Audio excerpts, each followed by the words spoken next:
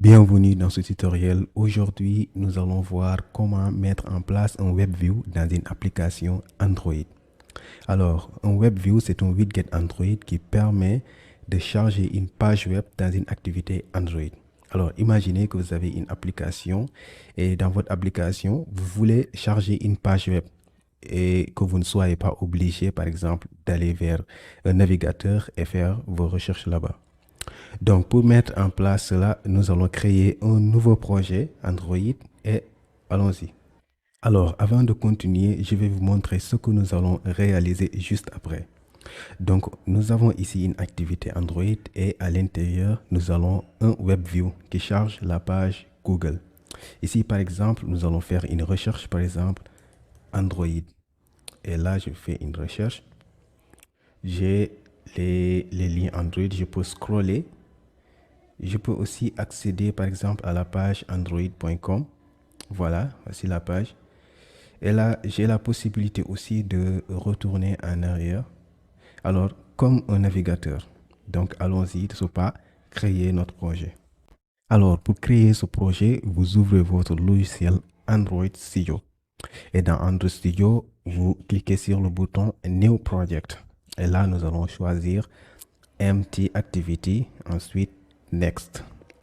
Donc, dans cette page, nous allons donner le nom de l'application. Moi, je vais le nommer Web, ou bien je vais l'appeler Android WebView. Et là, vous sélectionnez le langage Java. Et ici, le dossier de destination, là où vous voulez créer votre projet. Donc, moi, je le laisse dans Android Studio Projects. Et c'est fini. Vous cliquez sur Finish.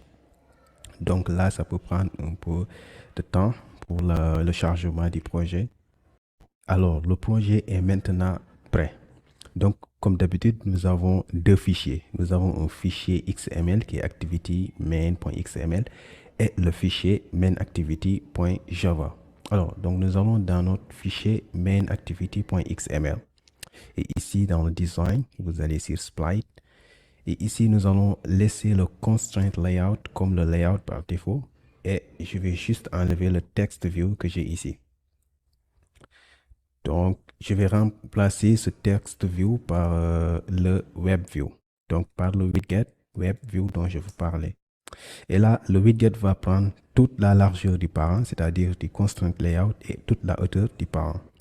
Alors, donc, match parent. Et je vais définir avant de passer un identifiant qui me permettrait après d'identifier le web view que je vais appeler web view ID. Donc, web view ID. Et enfin, nous aurons, et là j'ai donné comme identifiant WebViewID, il y a une erreur, donc je vais dire WebViewID 1 par exemple. Et là, nous allons définir les contraintes parce qu'on a un constraint layout. Ici, on a des contraintes. On a une contrainte ici, en haut, à gauche, en haut, en bas et à droite. Donc, je vais définir les contraintes comme layout constraint. Donc, on va commencer par le E. Donc, c'est top to top of parent. Donc là, et automatiquement, si vous faites, vous allez constater qu'en haut, on a un point bleu ici. Donc, cela veut dire que la contrainte est respectée là-bas. Donc, layout constraint aussi, left ou bien start to start of parent. Layout constraint à gauche, layout constraint, donc end to end of parent. Et enfin, en bas ici, le dernier, donc layout constraint bottom to bottom of parent. Et là, c'est terminé pour notre web view. Donc, nous allons dans la partie Java. Donc, dans la partie Java, je vais définir ici le widget WebView. Donc, WebView. Donc, du coup, c'est private WebView. Et là, je vais donner comme variable WebView, l'objet WebView. Et là, je vais initialiser le WebView. Donc, WebView est égal à findView, id r.id. Point.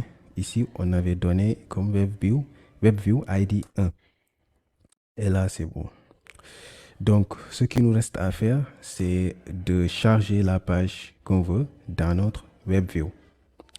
Alors pour cela, je vais mettre webview.load_url. Donc on va donner l'URL qu'on veut charger. Donc ici c'est https://www.google.com.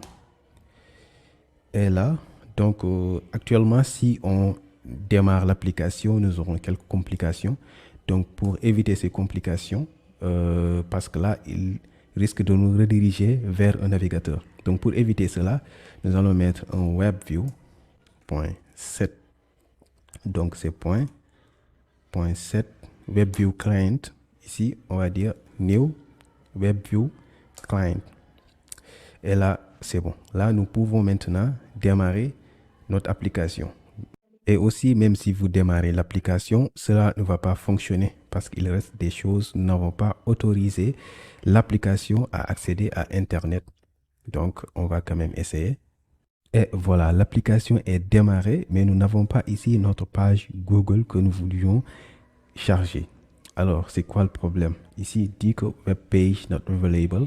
The web page could not be loaded because NetAir catch miss. Et oui, je parle bien l'anglais. Alors, pour corriger ce problème, c'est parce que l'application n'a pas accès à Internet. On ne l'a pas autorisé à accéder à Internet, bien que vous voyez ici l'icône Wi-Fi qui est là. Mais pour corriger le problème, nous allons dans notre manifeste XML, ici, dans le fichier manifeste, nous allons utiliser les use permission. Donc, use permission, ici, nous allons utiliser le Android permission Internet. Donc, nous allons autoriser l'application à accéder à Internet. Et autre chose aussi, c'est optionnel. Donc, on va aussi autoriser l'application à accéder à l'état du Wi-Fi. Donc, à l'état de la connexion Internet pour savoir si la connexion est active ou pas. Donc, c'est fini. Donc, nous pouvons redémarrer notre application à nouveau. Vous allez voir que la page sera chargée. Allons-y. Et voilà, tout fonctionne bien maintenant. La page est bien chargée. Donc, la page est maintenant chargée. Ce que nous allons faire une recherche. Donc, par exemple, Android, comme je l'avais fait au début, et entrer. Donc, ici, nous avons une page. Nous pouvons scroller et faire tout ce qu'on veut. Là, je clique sur Android. Et voilà, la page Android s'affiche. Maintenant, si je retourne en arrière, voilà, l'application quitte automatiquement la page et on est à la racine. Donc, pour corriger cela, donc, nous allons faire quelques opérations dans notre fichier mainActivity.java. Alors, pour corriger ce problème, nous avons une méthode à notre disposition qu'on appelle onBackPressed. Donc, on va dire onBackPressed. Et ici, on vérifie si le WebView peut aller en arrière, en fait. C'est-à-dire si on a cliqué sur un lien. Donc, on va dire if, ici, WebView.can go back. Et on va dire d'aller en arrière. Donc, WebView.go back. Ou bien, donc, on part directement en arrière.